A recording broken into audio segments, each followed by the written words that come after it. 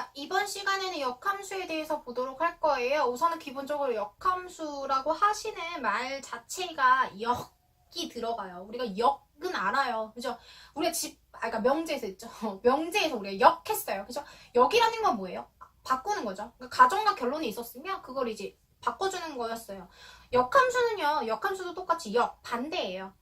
그래서 우리가 실질적으로 함수에 대한 그래프를 보시면 우리가 역함수, 그러니까 f, 원래 우리가 f라고 하는 함수예요. x에서 y로 가는 함수예요. 그래서 x에 있는 것이 정의역이 되고요. 그 다음에 y에 있는 것이 사실 공역 또는 치역이 된다는 거거든요.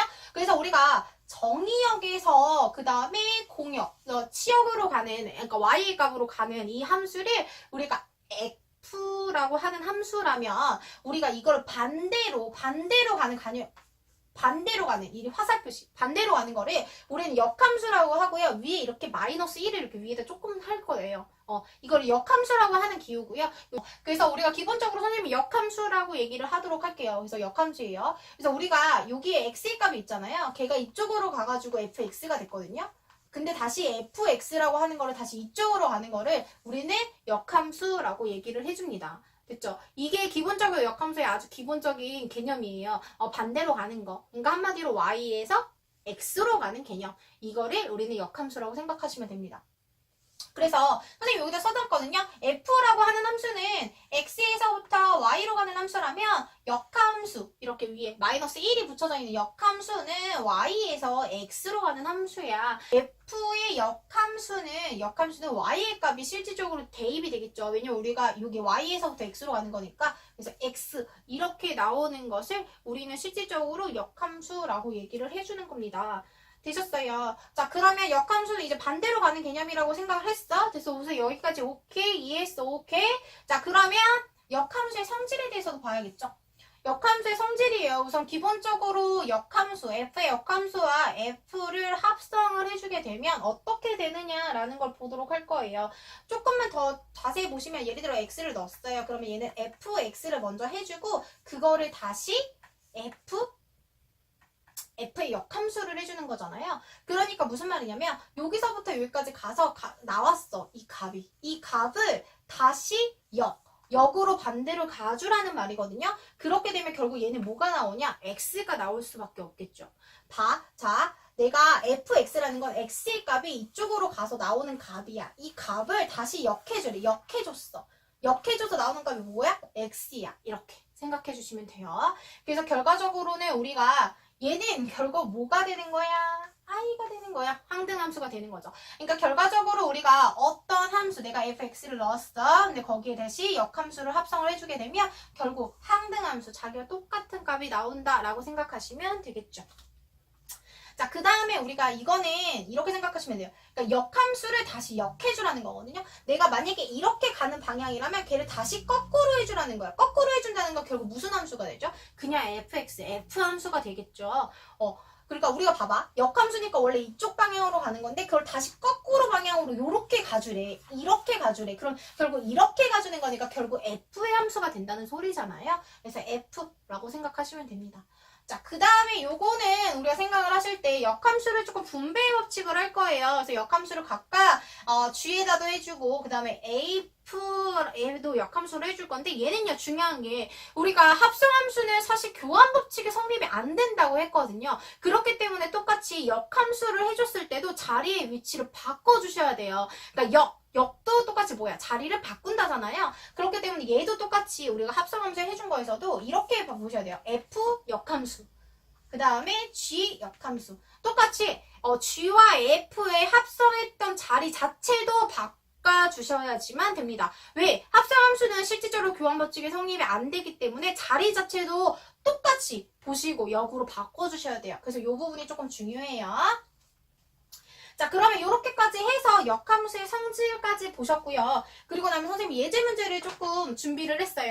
선생님이 말씀드렸어요. 예제 문제 제가 여기다가 해주는 그 예제는 굉장히 쉽고 쉽고 아주 간편하고 아주 쉽게 나올 수 있는 그런 예제예요. 그렇기 때문에 여러분들이 보시기에는 이런 문제가 뭐 시험에 나온다든지 그러진 않아요. 굉장히 쉬운 문제이기 때문에 이걸 좀 연관지어서 하셔야 되는 부분이 나올 겁니다.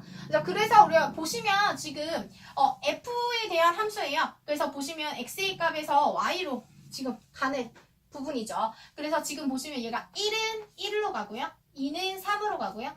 3은 4로 가고요. 4는 2로 가는 이런 f에 대한 함수입니다. 자, 그러면 f3은 얼마야? 그럼 3이 가는 것 쭈루루루루루 가서 나오는 값. 4야. 되셨어요? 자, 그리고 난 다음에 역함수예요. 반대로 보자라는 거거든요. 여기서부터 여기로 가는 게 지금 f 인버스 역함수예요. 지금. 그죠? 반대로 가셔야 돼요. 그렇게 되면 3이에요. 그러니까 3이 반대로 가야 돼요. 3이 반대로 가는 값이 누구예요? 2. 반대로 가는 거예요. 반대로 얘들아. 원래 F3이라고 하는 거는 이렇게 원래 있던 방향대로 이렇게 가는 거라면 역함수는 여기서부터 이렇게 역으로 가셔야 돼요. 그래서 화살표시 받았는데 어디서 너의 출처는 어디니? 하고 이렇게 반대로 가는 거예요. 그러면 이번에는 자, 요거예요. 자, 이거는 실질적으로 우리가 정말 합성함수로 하나씩 해본다면 이렇게 돼요. F에서 4를 갔어. 근데 그거를 다시 F 역함수를 해주래. 우선은 4가 가는 걸 봤다? 2야. 그럼 2는 어디서 왔니? 너의 출처는 어디니? 2는 역함수 어떻게 돼? 반대로 가라고 그랬죠? 화살표 받은 거 반대로 가야 되죠? 그러니까 4야. 근데 우리가 이거 사실 아까 전에 했거든요. 여기 개념에서 우선 얘가 결국에 뭐야? 항등함수라고 했어요. 그러니까 4를 넣으면 4가 나와야 되고 5를 넣으면 5가 나와야 되고 2를 넣으면 2가 나와야 되고 사실 이런 거야. 그렇기 때문에 요거 해주시면 항등함수예요. 그렇지만 우리가 합성함수를 배운 지 얼마 안 됐기 때문에 합성함수를 실질적으로 어떻게 하는지를 제가 보여드리기 위해서 일부러 하나하나 차근차근 했어요. 하지만 만약에 여러분들이 시험을 보거나 아니면 문제를 풀 때는 식자체로 나오기 때문에 이걸 일일이 다 집어넣을 수 없어요. 그렇기 때문에 이렇게 나올 때는 항등이야. 똑같은 거 똑같이 나와. 이렇게 기억하셔야 돼요. 그 다음에 요거예요. 자, 얘는요, 지금 이렇게 생각을 하셔야 되죠. 역함수에 2를 해주고, 그리고 난 다음에 그걸 다시 F함수에 넣으라는 거예요. 자, 2의 출처는 어디니? 2가 어디서 왔니? 자, Y로 봐야 되죠. 2가 어디서 왔니? 뚜루루루루 갔더니, 4에서 왔어. 그럼 얘 자체가 4가 되는 거죠. 그치? 그럼 F4는 뭐야? 4는 4가 가는 방향? 갔더니 2야. 뭐야? 얘랑 어때? 똑같아. 그죠? 그래서 얘도 똑같이 항등함수가 되는 거예요. 되셨어요? 그래서 얘도 똑같이 2가 되면 2가 나오는구나. 이렇게 생각해 주시면 됩니다. 그래서 모든 문제를 푸실 때 여러분들이 직접 하나씩 수작업으로 해보시고 난 다음에 그 다음에 요령을 조금씩 늘려가시는 게 좋아요. 되셨죠? 자, 그러시고 난 다음에 우리가 보셔야 될 거는 이제 역함수에 대해서 어떻게 역함수를, 그러니까 실질적으로 역함수를 구하는 문제도 나올 수 있거든요. 그래서 역함수를 실제로 구하는 방법과 그 다음에 역함수를 하게 되면 어떠한 부분이 변경이 되는지에 대해서도 보도록 할 거예요. 자, 우리가 역함수를 직접 구해볼 건데요. 우선은 역함수를 직접 구하시기 전에 우선은 꼭 먼저 확인하셔야 되는 게 있어요. 여기 적혀져 있다시피 1대1 대응인지를 꼭 확인을 하셔야 됩니다. 1대1 대응 한 번만 더 복습할까요? 1대1 대응이 뭐였어요? x의 값이, 그러니까 x의 값 하나가 y 값 하나를 선택했어. 그럼 그 다음 번째에 x의 값은 다른 애를 선택해야 되니까 중복되게 y 값이 있으면 안 돼요. 그러니까 우리가 1대1 대응했을 때 설명을 해줬던 게 이런 거였어요. 얘가 1, 2, 3인데 얘가 A로 가고 얘는 B로 가고 얘는 C로 가는 이렇게 서로 다른 걸로 가는 거. 그리고 중요한 거 치역과 공역이 서로 일치한다. 요거 1대1 대응이었어요. 그래서 우리가 역함수가 되려면요. 기본적으로 이렇게 가야 되는데 만약에 예를 똑같이 되어 있다면 A가 선택할 때는 1로 갈지 2로 갈지 굉장히 고민스럽겠죠. 그렇기 때문에 절대 그렇게 될 수 없다는 거죠. 그래서 1대1 대응이어야지만 된다는 말입니다. 그래서 우리가 기본적으로 역함수를 직접 구하실 때는 1대1 대응인지를 꼭 한 번 더 확인을 해주시고요. 그러시고 난 다음에 하셔야 될 거는 우리가 역함수잖아요. 그래서 실질적으로 우리가 y에서 x로 가는 함수예요. 역함수는. 그렇기 때문에 y와 x의 자리를 서로 바꿔줍니다. 예를 들어 볼게요. 선생님이 예제 문제를 하나 준비를 했는데요. y는 루트 자, 이런 식이 있다면 x와 y를 서로 바꿔주는 거예요. 그러니까 무슨 말이냐면 y는 x로 바꿔주고요.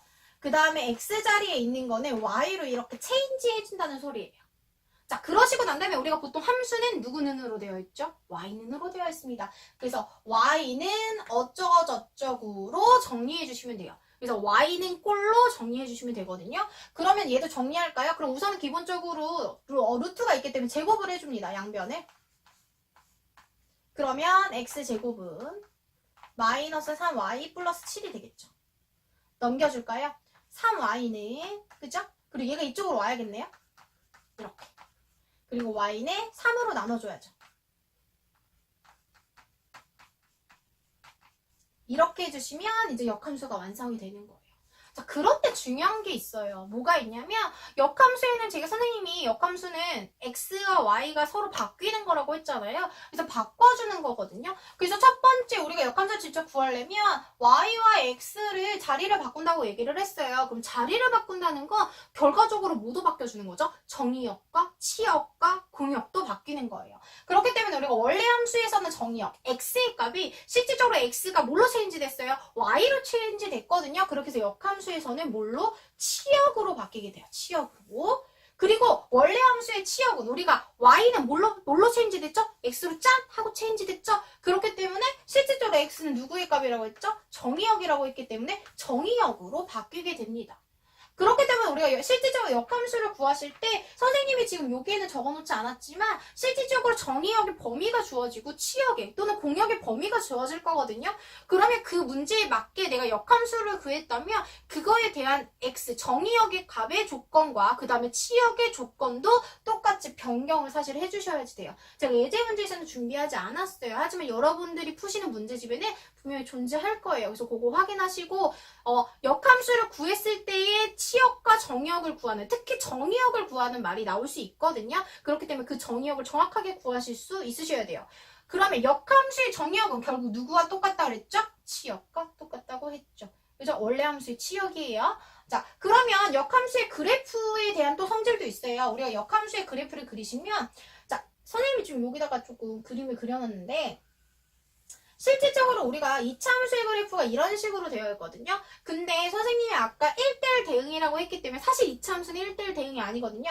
그래서 요렇게까지만 끊어서 사실 여기서부터 여기까지라는 그래프로만 볼게요. 그랬을 때 역함수를 구하시면 모양이 뭐 이런 식으로 그래프가 될 거거든요. 그러면 얘네들이 만나는 이런 교점들이 있어요. 이렇게 만나는 교점이 생기는데 그 교점이 사실은 그러니까 한마디로 일반적인 함수와 그 다음에 역함수에 대한 교점은 실질적으로 어디에 위에 있냐면요.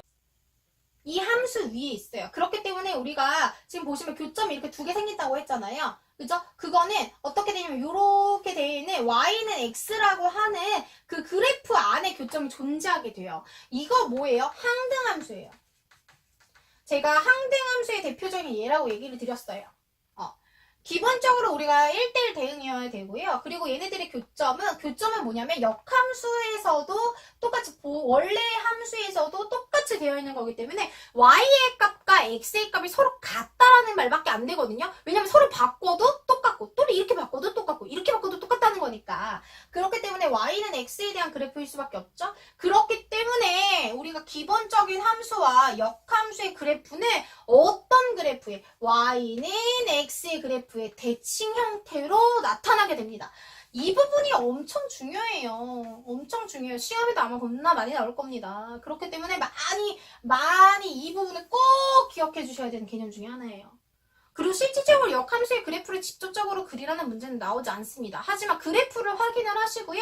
교점을 구하는 문제라든지 이런 문제는 많이 나올 수 있거든요. 그래서 우리가 실질적으로 원래 있던 f 함수와 그 다음에 역함수가 어디에서 교점이 있는지, 그리고 우리가 실질적으로 다 역함수를 구해서 그거를 직접 y의 값이 같다고 두고 교점을 직접적으로 구할 수 없거든요. 그러니까 우리가 기본적으로 알고 있는 교점을 구할 때, 예를 들어 어떤 직선과 2차 함수에서 만나는 교점을 구할 때는 우리가 직접 대입하는 방법밖에 하지 않았거든요. 역함수는 직접 다 구해서 대입하기가 힘들어요. 그렇기 때문에 빠르고 간편하게 풀 수 있는 방법은 어디다?